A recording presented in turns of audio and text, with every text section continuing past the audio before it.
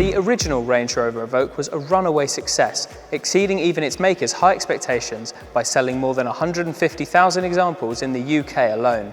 There are big boots to fill then for the second iteration of this family SUV, and here are 5 things you need to know about it. This new Evoque may be mechanically radical, and more on that later, but it's aesthetically conservative, with the basic design having been evolved rather than overhauled. Notable changes include slimmer wraparound headlights and taillights, and the automatically receding door handles from the Velar. In addition, the Evoque hasn't been made larger, because the people who buy it mostly live in towns and cities. So while there's not a lot of changes on the outside, underneath this Evoque is all new.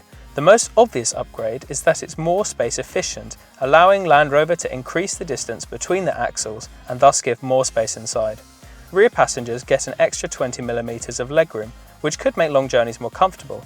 Plus you can get a bit more into this Evoque's boot than you could before. The body is stiffer too, which should improve both ride quality and refinement, and pricier models get adaptive dampers for a truly costing ride. 6 engines will be offered from launch, all of them 2 litres with 4 cylinders and a turbocharger.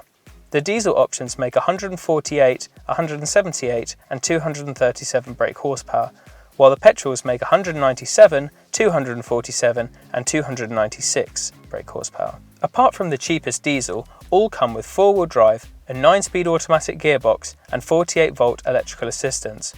This latter part can be thought of as an electrical boost, because energy that's harvested when you brake is redeployed to help you get up to speed faster when you accelerate.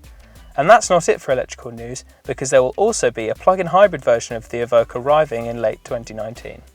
The Evoque's interior has been completely redesigned as well, in the style of the pricier Velar.